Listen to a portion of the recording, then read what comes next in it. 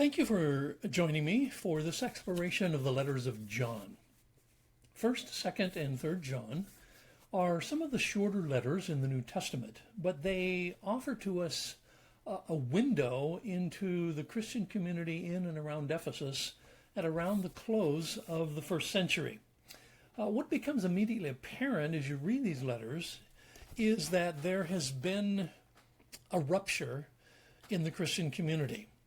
A group, we don't know too much about their leaders, although we know the name of one of them, which is mentioned in 3rd John, Diotrephes. But this group has abandoned the Christian community. They have left and have formed a rival Christian community, although whether you want to call it Christian or not, I guess is a bit of perspective. But John certainly doesn't seem to think they are, in fact, true Christians, regardless of the fact that they still claim to believe in Christ. But nonetheless, they have left the Christian community, and out of this, they continue to exert an influence upon those who are within the community of John, so much so that John is warning his readers to not be deceived by the things that they have been inculcating and trying to persuade others to join them with. So this is sort of the background of this letter. Now, as I mentioned, we don't know too much about the people involved other than the one man whose name is cited directly in 3rd John, which is the name Diotrephes. Whether Diotrephes was motivated by hubris or whether he was just jealous or perhaps he was insecure. I know there's all of those things I suppose are possible. But he rejects John himself. He rejects the representatives of John. And at the same time, he is going to deviate significantly from the basic theology of the Christian church. I've used the little icon of the eagle as my facing page because in the early centuries of Christianity, early Christians used the 4 living creatures in the book of Revelation and the 4 creatures in the book of Ezekiel as symbols of the 4 evangelists. So Matthew is often depicted as a messenger with wings. Mark is depicted as a lion with wings. Luke is depicted as an ox with wings. And John is depicted as a rising eagle. So I've used the eagle as kind of a symbol of the writings of John and of these letters. So let's begin with a little bit of introduction about the background that we need to understand in order to appreciate these letters. First of all, let's talk about John as the author, because there is some debate about exactly who this John is. Together with the 4th Gospel, the writings of John form a distinct group in the New Testament. They have very similar vocabulary. They have very similar style. They have very common theology. In fact, as a Greek teacher, when I get my students to advanced Greek, where they've finally learned their grammar, I usually have them starting by reading and translating something from the letters of John, because they're some of the easiest Greek, actually, in the New Testament. The vocabulary is not particularly difficult, and the syntax is not either. All of the letters of John and the Gospel of John bear these same marks. The 2nd and 3rd letters specify the sender as the elder. This is the Greek word ha presbyteros. It's the term that was used for leaders in the synagogue as well as the early Christian churches. And the united testimony of the early church is that this elder was John. However, it's not quite as simple as it might seem, because first of all, John was a fairly common name. In fact, there's more than one John, even in the New Testament. We find at least 3 or 4 that are mentioned in the New Testament that are not the same individual. The earliest post-apostolic writer to talk about this John was Papias.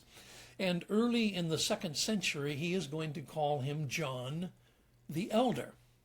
Now, the fact that he uses the title elder is perhaps significant because that is the title that is used in 2nd John and 3rd John. Otherwise, there are no names given in any of the letters of John, other than that the 4th Gospel is going to describe the author as the beloved disciple. However, the beloved disciple obviously is a title and not a name. So Papias says that they were written by John the Elder, but then somewhat later in that century, Irenaeus, who was our next witness, says that it was written by John the Disciple.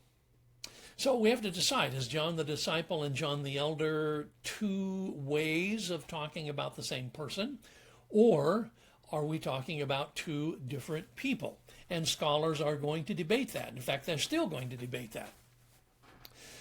Much later in the Christian church, we find that the church fathers are going to assume that this John was John Bar Zebedee. That would be the Peter, James, and John trio that were the inner circle of Jesus' disciples.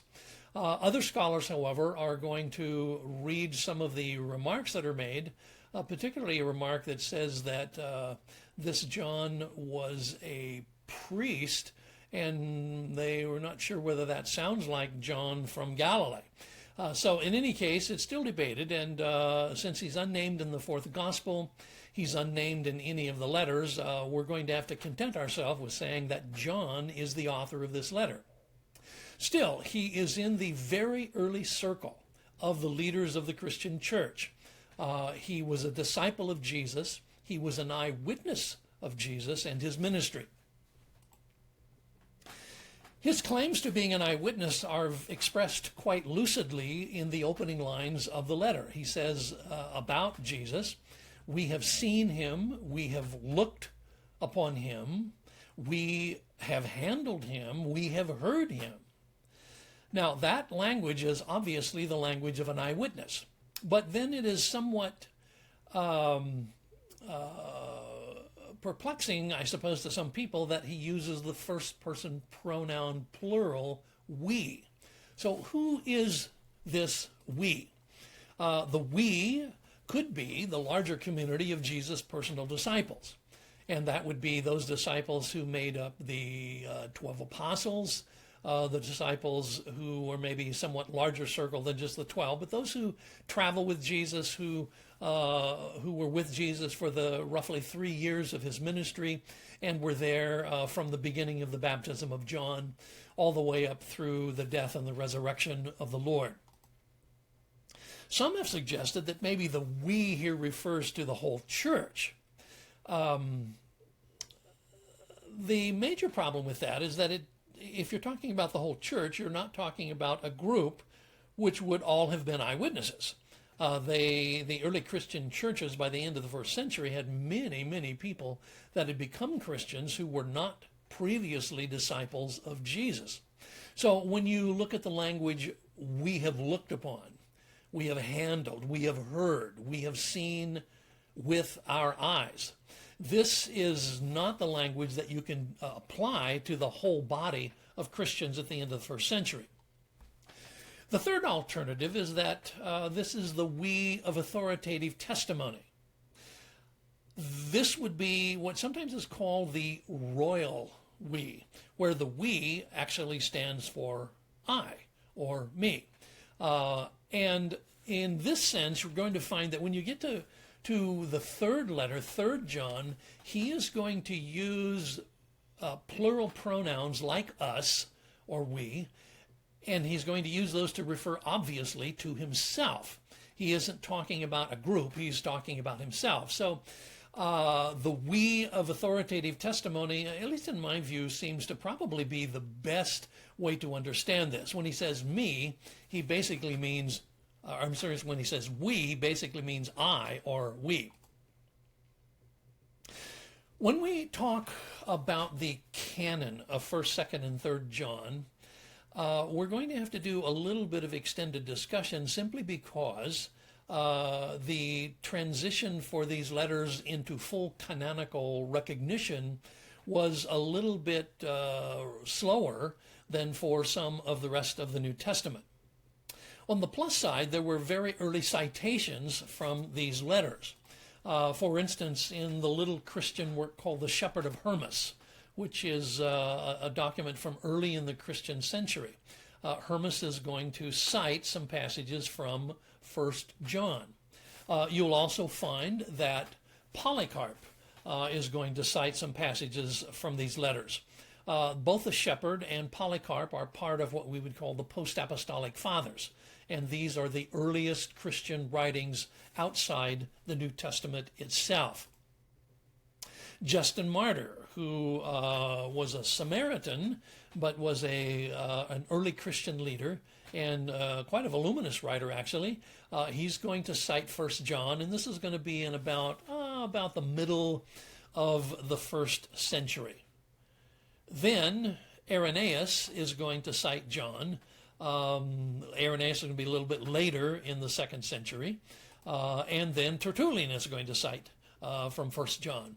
So, as you can see, there are a number of early Christian writers who are going to give quotations or citations from the writings of the letters of John. However, that isn't the full story.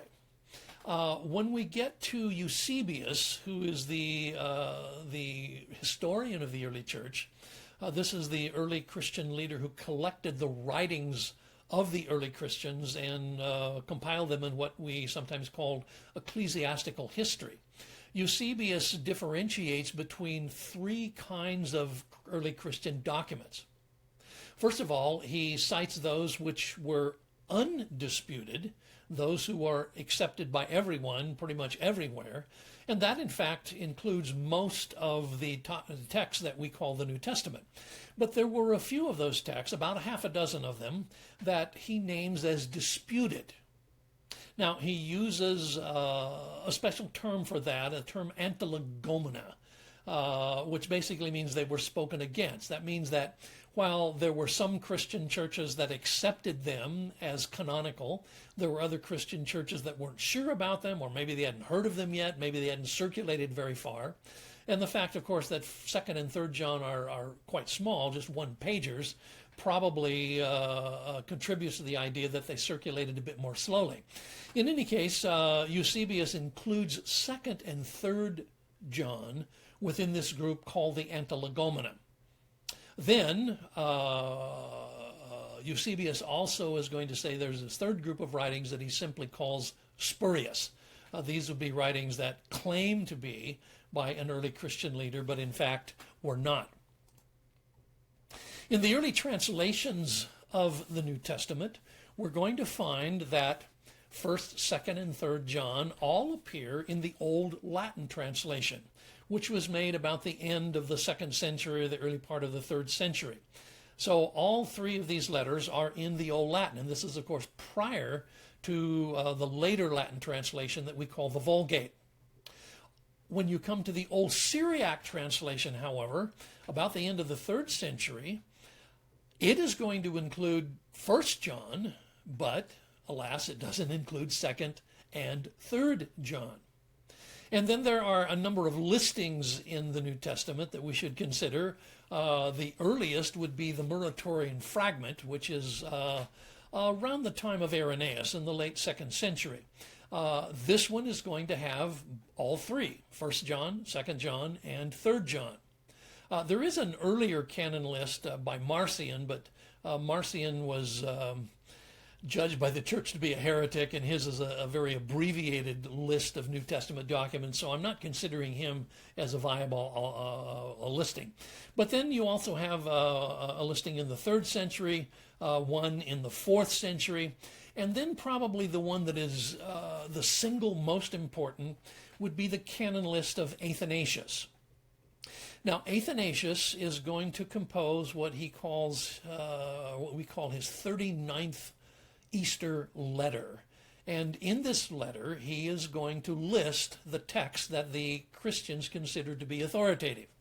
And in those texts, he will have all 27 books of the New Testament that we currently recognize, beginning with Matthew and ending with the revelation of John. Within those 27, he includes the first, second, and third letters of John. So, all of the letters of John are in the canon list by Athanasius, and this is the earliest canon list that includes all of the books of the New Testament, no more and no less, and it includes, of course, the letters of John, and this has been the canon that has been recognized by all branches of the Christian church since the period of the earliest Christians. Now, when we come to the date of John, we're going to rely pretty much on the tradition of Irenaeus in the late 2nd century, who talks about John, the disciple of the Lord. And he says that John spent his declining years in Ephesus. In fact, he's going to say John was in Ephesus up until the time of the Emperor Trajan. So generally, on the basis of that, we are going to assume, with most other scholars, that the Johannine letters were written to the church at Ephesus, or to house churches within Ephesus, or if not directly to Ephesus, at least to some church in the Roman province of Asia that was probably near Ephesus. And we're going to assume that these were written late in his life, and so most scholars date it to about the last decade of the 1st century. We probably can't be more specific than that, but the internal evidences seem to suggest that the Christian church to whom he is writing has been in existence for some time. And we know, of course, that the church was founded basically by Paul and his missionary journeys, and so if we add a few decades to that, that's going to get us near the end of the 1st century.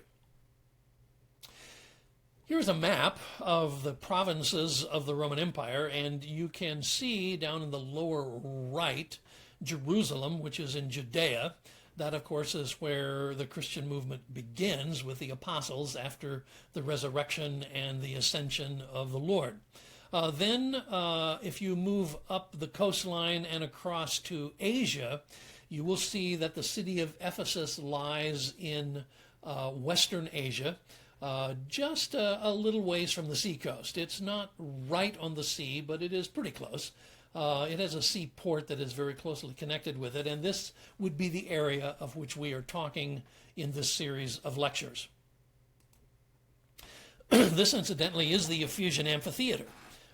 This is a beautiful little photo that was taken by a good friend of mine who was visiting some of the sites of early Christianity, and you can see, of course, there's a lot of tourists that are there looking at the Ephesian Amphitheater, and if it falls your lot to be able to do that sometime, I would recommend it.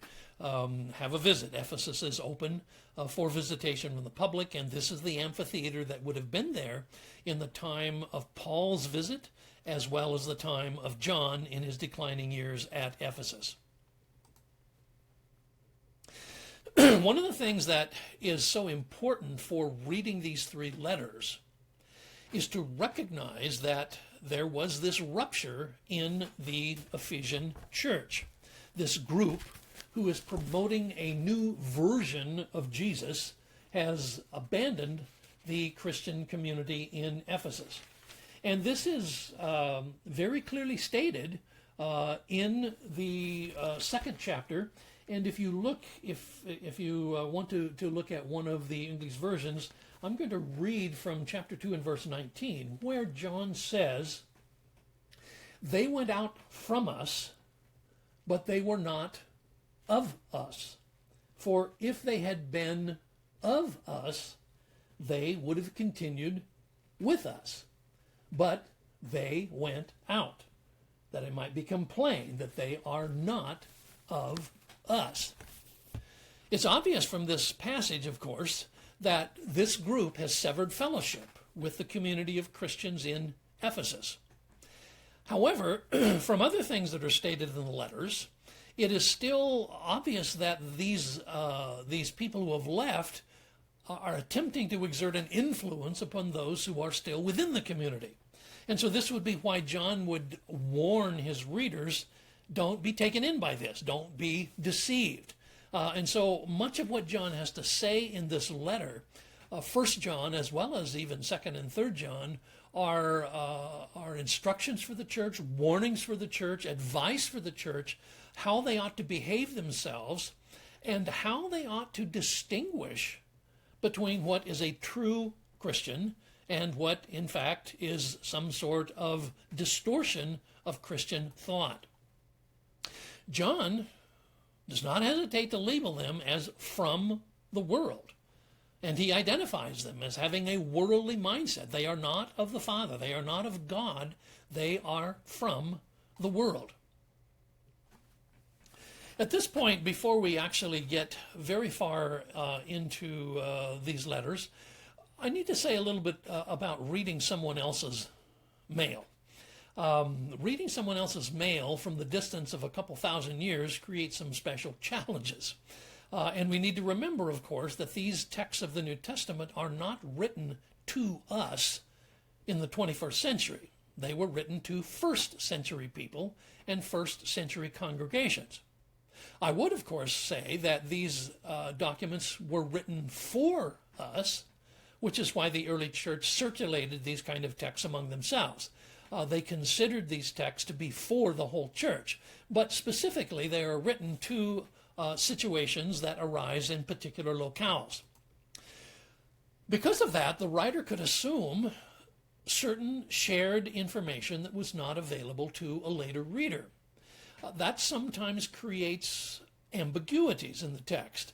The writer seems to be referring to something that he knows about, that his readers know about, but that we may not know so much about. So that means that topics are sometimes addressed or raised without a full explanation. You find this not only in the letters of John, you find them in the letters throughout the New Testament. In one of Paul's letters, for instance, at one place he says, "You remember when I was with you, I told you all about this." Well, we wish he'd have told us about it, but he didn't. In any case, when John addresses heresies or enemies of the Christian faith, the modern reader needs to, with some caution, read between the lines to discover the nature of the problem he is addressing. Largely, this is going to be based upon the kind of polemics that he uses in making his points in the letter. Polemics, of course, are style of argumentation.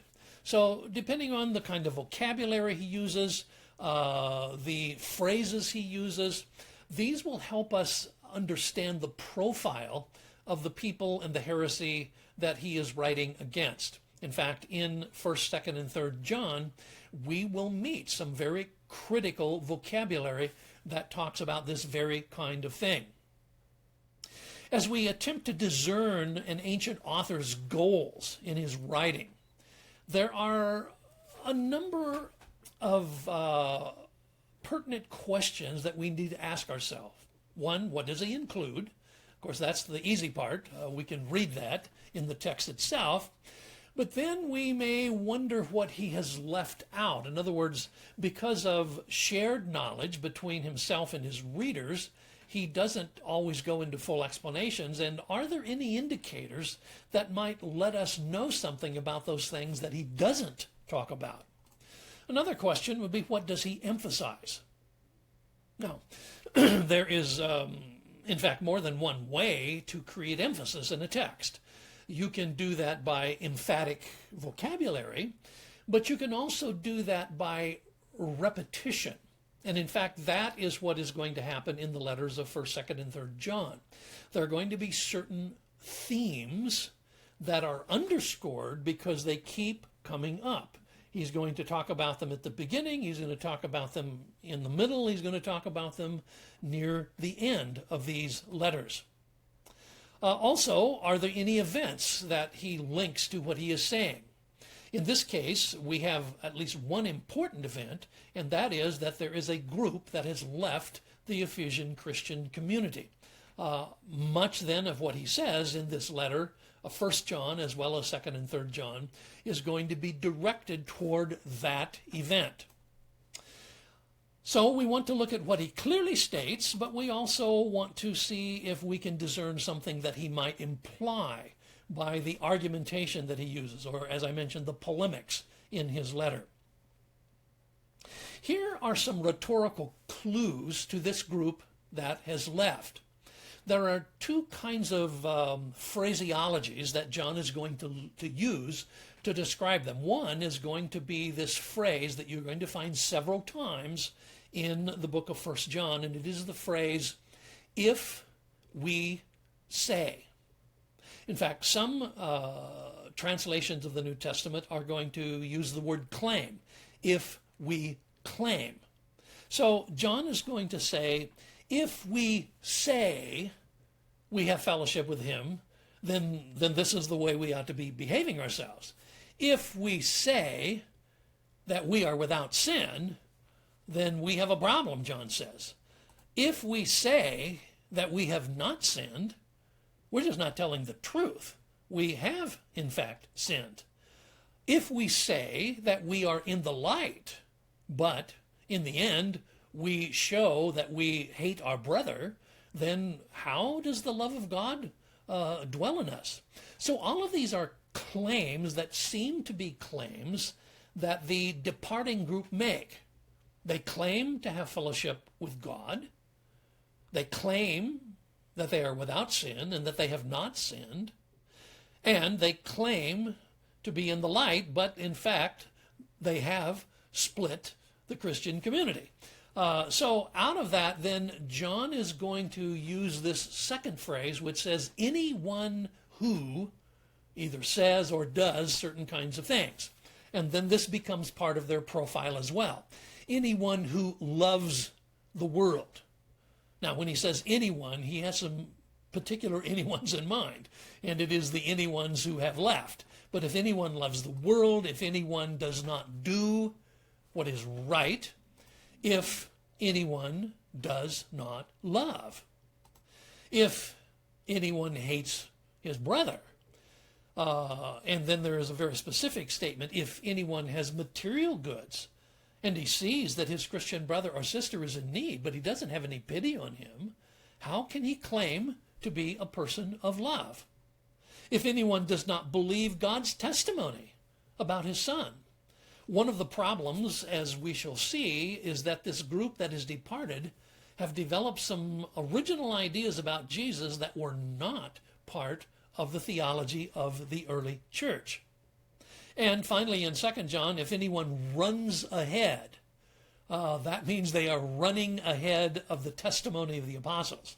If anyone runs ahead and does not continue in the teaching of Christ and so on, or if anyone comes to you and does not bring this teaching. So John is warning them that if there are people of this sort, they must be careful. They must not be deceived. They must not be taken in by these false claims.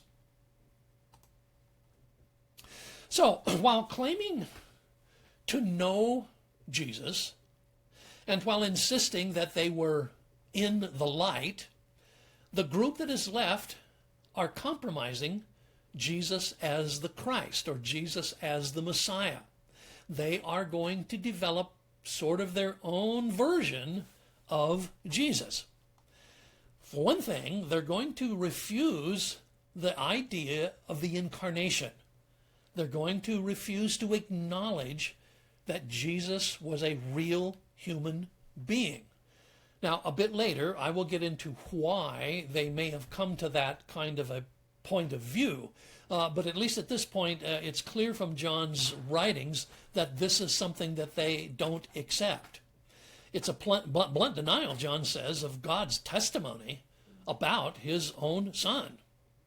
And their denial that Jesus came in the flesh seems to suggest that they may be the forerunners of a form of thought called Gnosticism that would develop more fully by the middle of the 2nd century. I'll say more about Gnosticism in just a moment, but I've used this term incipient basically to suggest that what they are urging is something that is going to lead toward what will become a much more well-known category called Gnosticism in the middle of the 2nd century. By the middle of the 2nd century, there is a very identifiable group of people who are called Gnostics. They have departed from traditional Christianity, but they have developed some of their own unique ideas, and they want to pull not only from Jewish mysticism, but also from Greek philosophy, and also from some ideas of Christianity. But they basically end up with kind of a hodgepodge of ideas. Gnostic concepts include the idea that the universe was created by some kind of a demiurge. It wasn't created by God per se. It was created by someone other than God. Whereas Christians, of course, have always believed that the universe was created by God the Father. This is the testimony of the earliest document in the Hebrew Bible. In the beginning, God created the heavens and the earth. And, in fact, the Christian viewpoint is that he did this through Jesus Christ. This is what John says in the beginning of his gospel. All things were made by him, that is, by Christ. And without him was not anything made that was made. John is going to say the same kind of thing at the beginning of the letter of 1 John, that the Logos is the agent through which God created the world. Paul says that in some of his letters. The writer to the letter to the Hebrews is going to say that in the opening of his letter. So this is the Christian belief, but it is in tension with Gnostic theories. The Gnostics also are going to champion the idea that salvation is by knowledge, particularly secret knowledge. Salvation is knowing the secrets of the universe, but these secrets are privileged information.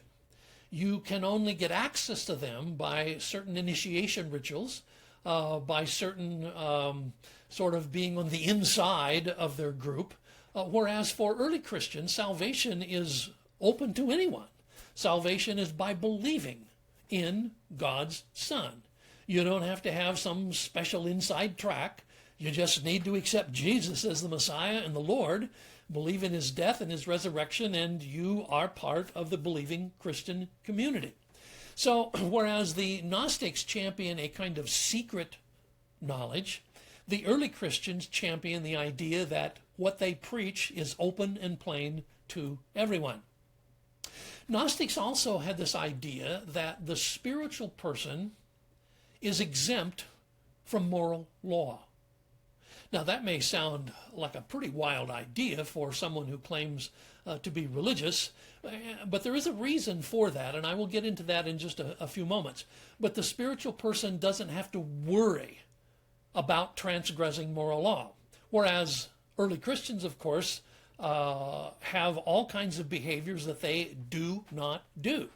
If you read the letters of Paul or the letters of Peter, or in this case, the letters of John, it is clear that the person who is truly spiritual lives by light and by truth, not in darkness. It does, in fact, matter how you live. Then for Gnosticism, they believe that the Redeemer is a demigod.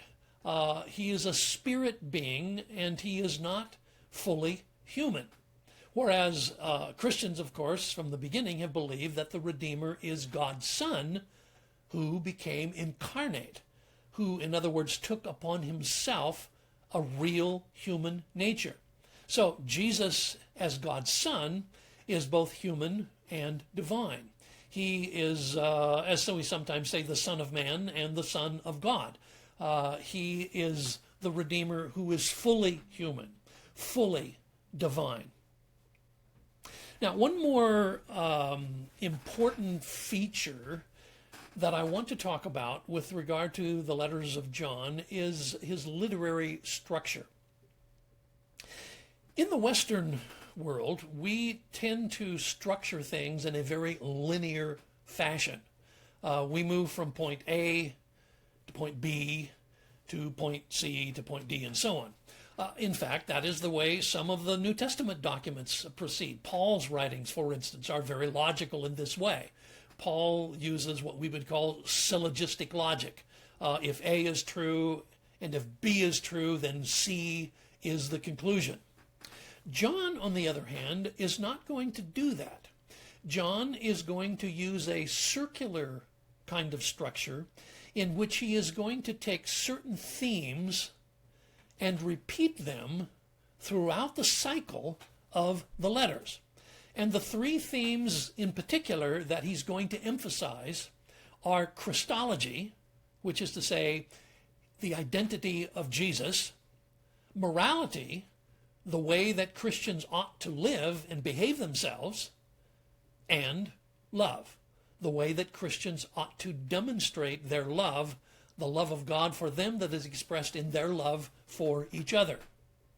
So, taking each of these in turn, starting with Christology, if you go through the letter, you can see in the very beginning of the letter, in the prologue, he's going to talk about the identity of Christ, using the term the Logos. He is the Christ, the Messiah. He truly came in the flesh. He was a real human person. He is God's Son. And again, back to the idea of Messiah. When you get near the end of the first letter, John is going to use this trilogy of words, the water, the spirit, and the blood. That may sound a little odd to most people today, but in fact, they all speak to the identity of Jesus. He's also going to speak of believing in the name of the Son of God, and that Jesus is in fact the true God. In fact, this is one of the very last statements that he's going to make, is that the Son is the true God. The second emphasis is going to be on Christian lifestyle or morality. John is particularly going to appeal to the idea of light. But by light, he is not talking about solar light. He's not talking about the sun or the stars or something like that. He is talking about moral light. In other words, light becomes a metaphor for moral behavior. So it is in that context that he will talk about forgiveness and obedience to the commands of Christ. He's going to talk about the Christian who overcomes the world. He's going to talk about the new life that is in Christ. In fact, that's what it means to be born again, is to live this new life. Near the end of the letter, he's also going to talk about the sin unto death and warn his readers about that. And finally, he's going to talk about the assurance that believers have that they are safe from the evil one. And he concludes with a warning that they must avoid idolatry. The third of these emphases is the emphasis on love, and he will come back to it again and again. Christians need to obey the new commandment that Jesus gave on the night that he was betrayed. When Jesus was with his disciples at the Last Supper, he gave to them a new commandment. This is in the Gospel of John, and that new commandment is that you should love one another. That basic command to love one another must be expressed in the Christian community if they are going to claim that they are genuine Christians. They must have love, not hatred. They must have brotherly love. They must love each other. Their love must be active love, not just simply saying something. It's not a matter of words. It's a matter of action, a matter of actually doing loving things. This is what the new birth calls for, because God himself is love.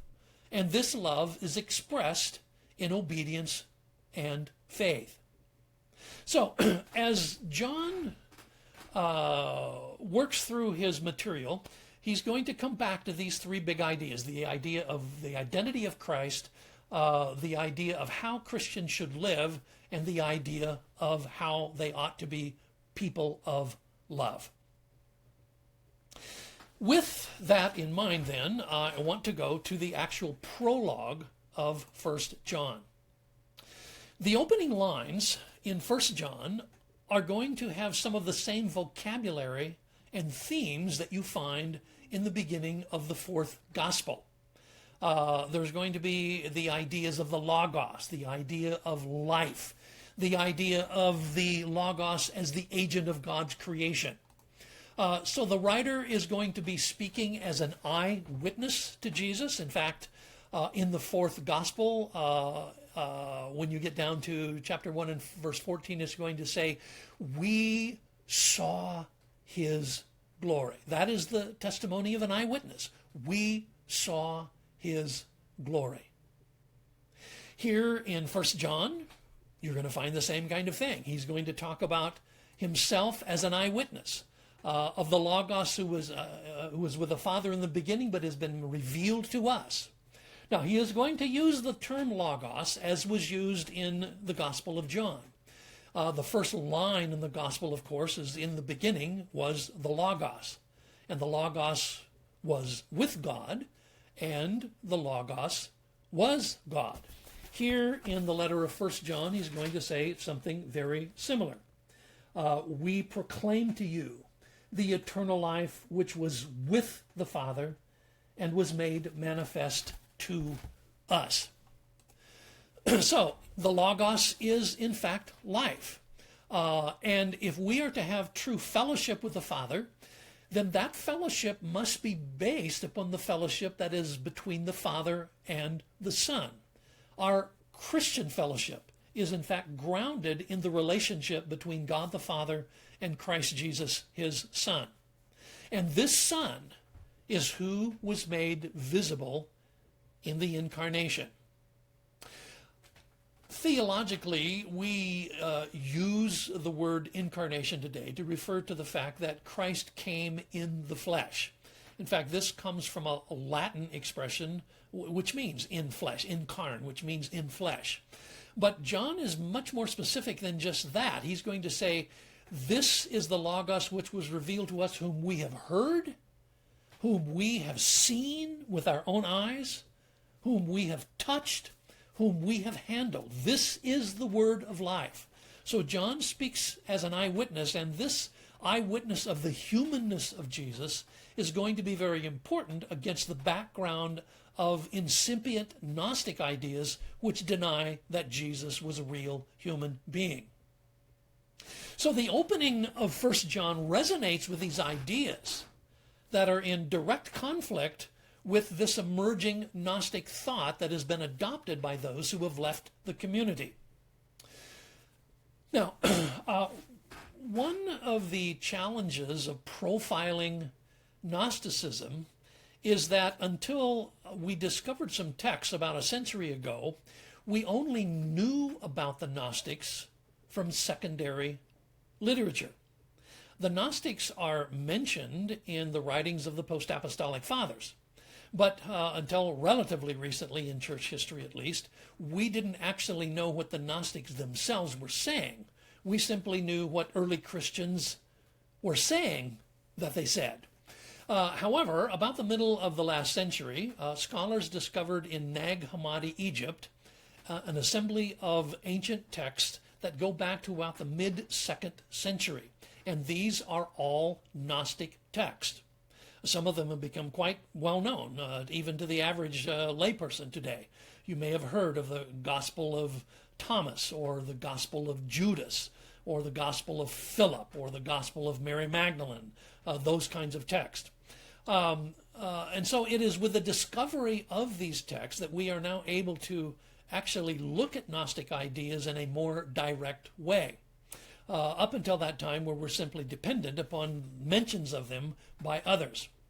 That means, however, that when we are talking about the end of the 1st century, the time of John, we don't actually have any text from that early.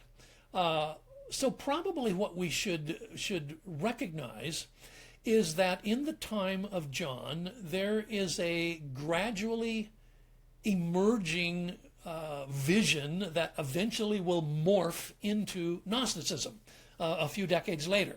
It's not fully developed in the time of John, but it tends toward what eventually will become Gnosticism by the middle of the 2nd century.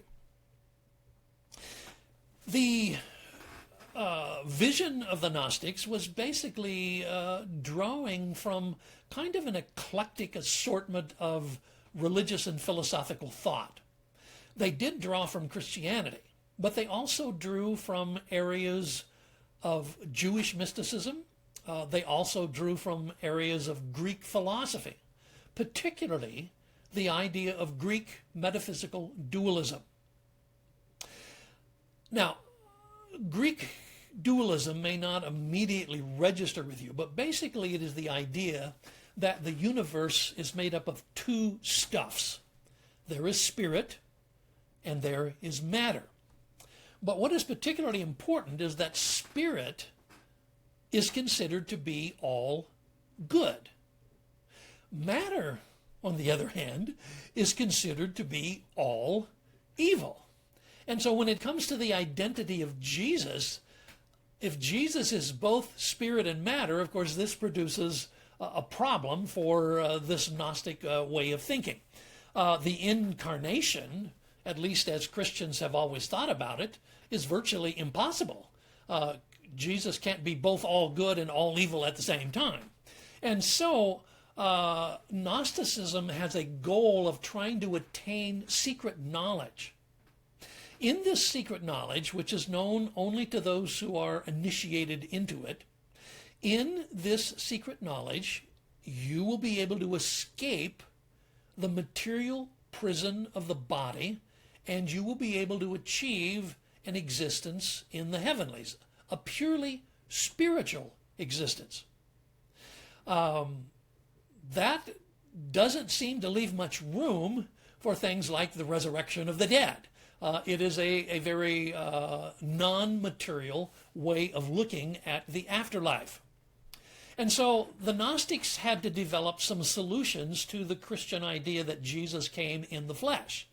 And so they developed some alternative ideas about this. One comes from someone who is probably a contemporary of John, about AD 100. His name was Cerinthus. In Cerinthianism, Cerinthus is going to teach that Christ and Jesus are two separate beings.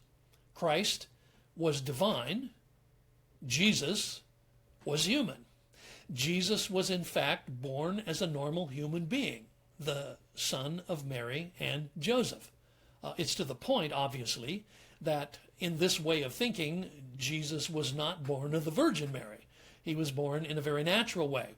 And in their view, Jesus grew up as a human being, but at his baptism, the Christ being came upon him and united with the human being, so that Christ and Jesus were united for his public ministry, but then the Christ being separated from the human Jesus at the time of his death.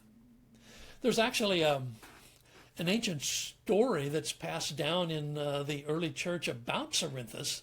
It comes from Polycarp, who was a disciple of John in the area of Ephesus. And Polycarp apparently gives this information to Irenaeus, and Irenaeus tells us about it. But it's a story in which John is in a public bathhouse in Ephesus.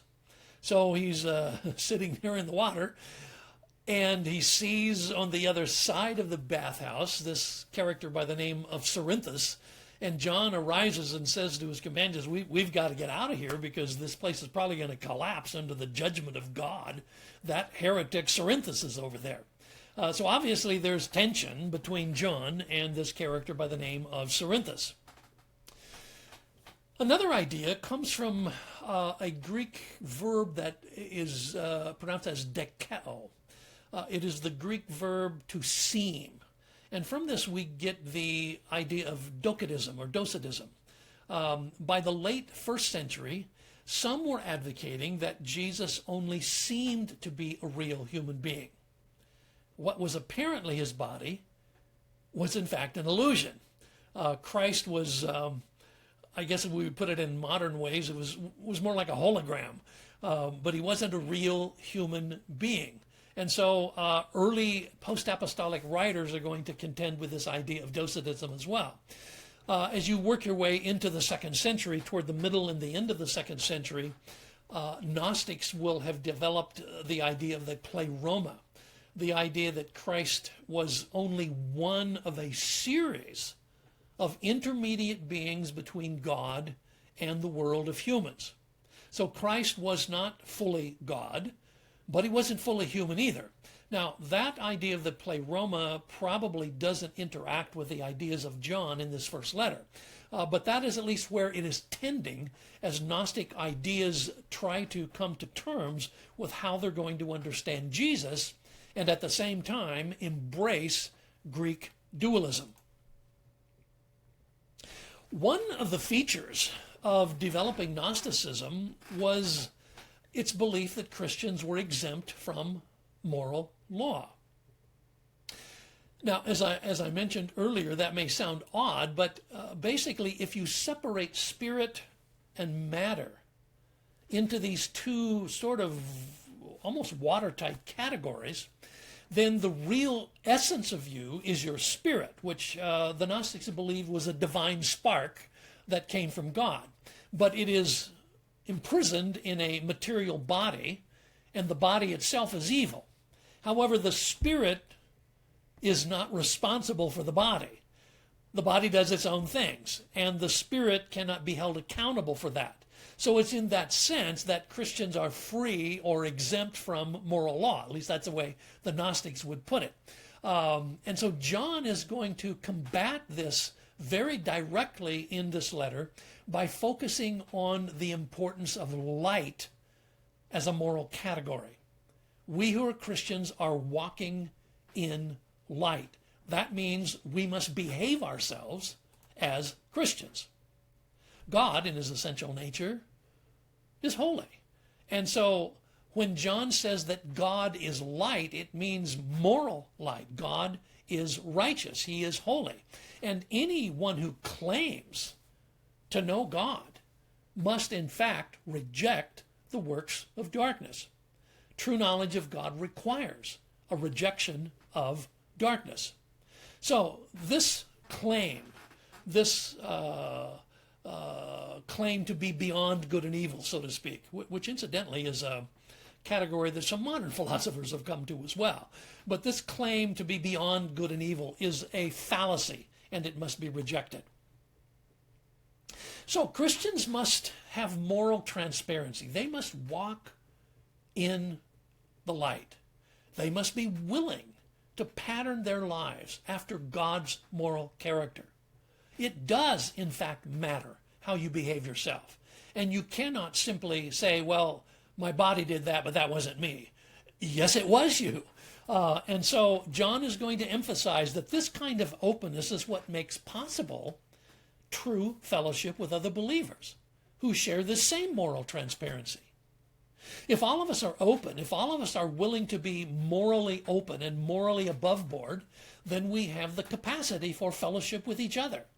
And God's promise is that the atoning blood of Christ Jesus will continually purify us from every sin.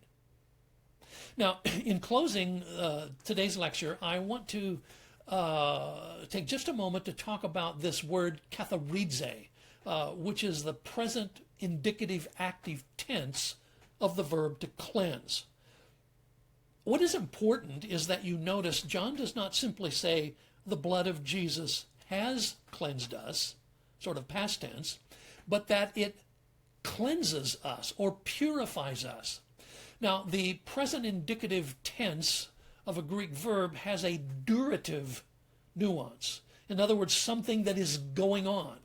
And so John's statement doesn't merely refer to the forgiveness that God gives when we came to faith. It also includes this ongoing process by which the believer is continually purified through the blood of Jesus Christ.